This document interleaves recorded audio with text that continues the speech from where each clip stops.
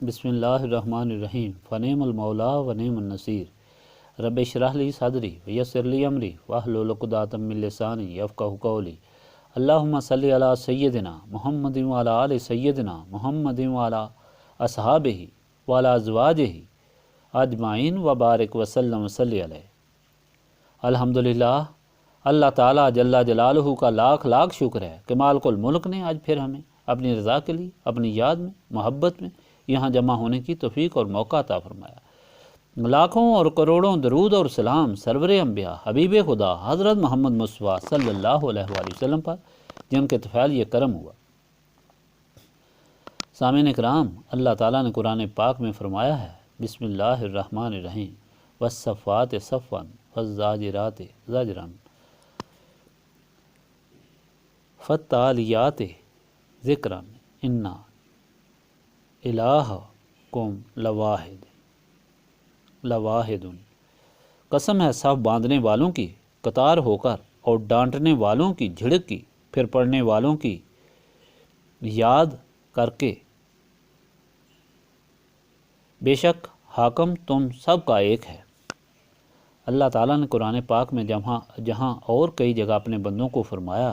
یہاں بھی اپنے بندوں کو نصیحت فرمائی کہ دیکھو، ہوش سے سنو، غور کرو کہ کائنات اور تم سب کو پیدا کرنے والا ایک اللہ تعالیٰ ہے، جو زندہ کرتا ہے اور مارتا ہے، اور زندگی کے اسباب پیدا فرماتا ہے اور بچاتا ہے۔ یہ ایک بہت بڑا سچ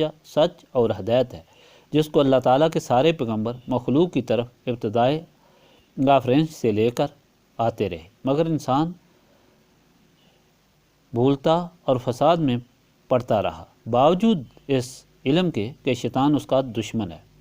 اور نفس شیطان کے بہکانے کی وجہ سے دشمن ہو جاتا ہے، اور اس طرح انسان کو ہدایت کے راستے سے ہٹا کر گمراہی کے راستے پر ڈالتا ہے۔ مگر اللہ تعالیٰ جو رحمان اور رحیم ہے اور بے نیاز ہے، اسے کسی قسم کی کوئی غرض نہیں، کوئی اسے مانے یا نہ مانے، وہ تو صرف اپنے لطف و کرم،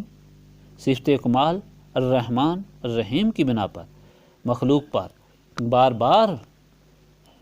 مہر فرماتا ہے، تاکہ کسی طرح مخلوق عذاب سے بچ جائے اور اس انعام کو حاصل کر کے جو اللہ تعالیٰ نے اپنے بندوں کے لیے رکھا ہے، تاکہ وہ شکر گزار ہوں۔ اس اپنے قانون پر عمل فرماتے ہوئے اللہ تعالیٰ نے فرشتوں کی قسم اٹھائی۔ ایک حقیقت اور ایک سچ بتانے کے لیے سمجھنے کی ضرورت یہ ہے کہ قسم اس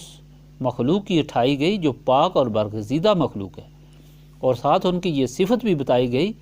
کہ بندے کو سمجھانے کے لیے کہ میں اپنی بہترین مخلوق کی قسم کھاتا ہوں،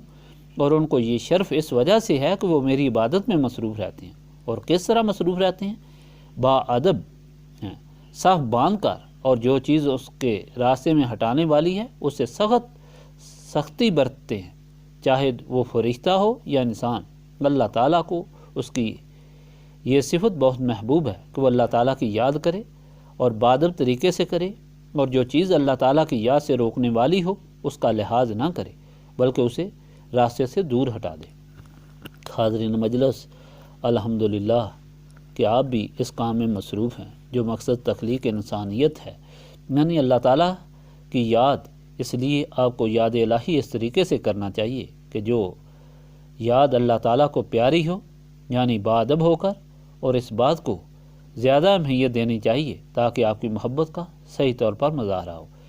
اس کے آداب یہ ہیں کہ آپ کو معلوم ہونا چاہیے کہ آپ اللہ تعالیٰ کی یاد کے لیے جا رہے ہیں، اللہ تعالیٰ کی یاد کے لیے بیٹھے ہیں اور اللہ تعالیٰ کی یاد کر کے جا رہے ہیں،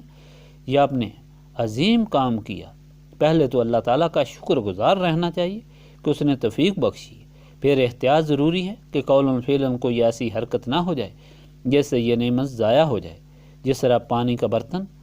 بھر کر لے جانے والے کے لیے احتیاط ضروری ہے کہ برتن سے پانی نہ گر جائے، دوسری احتیاط یہ ضروری ہے کہ ہر لمحہ اور ہر لحظہ دل میں یاد الہی کی اہمیت سب سے زیادہ ہونی چاہیے۔ اگر آپ کا خیال یہ رہے کہ فلاں کام ہے اور وہ ضروری ہے، یہ پھر کبھی کر لیں گے، یعنی اس محفل پاک میں کبھی پھر شامل ہو جائیں گے، اب فلاں کام ہے، مجبوری ہے، تو معلوم یہ ہوا کہ سارے کاموں سے کم اہمیت آپ کے دل میں سب سے افضل کام کی ہے۔ اس کا کیا بدلہ ملے گا؟ وہ سوچ لیں۔ اگر کوئی خیال، کوئی کام یا کوئی انسان اس میں حائل ہو تو اس کو سختی سے دھتکار دیں، جس طرح اللہ تعالیٰ کی یاد والے فرشتے برتتے ہیں، تاکہ اللہ تعالیٰ کے ہاں آپ کی یہ کوشش مقبول ہو۔ بسم اللہ الرحمن الرحیم۔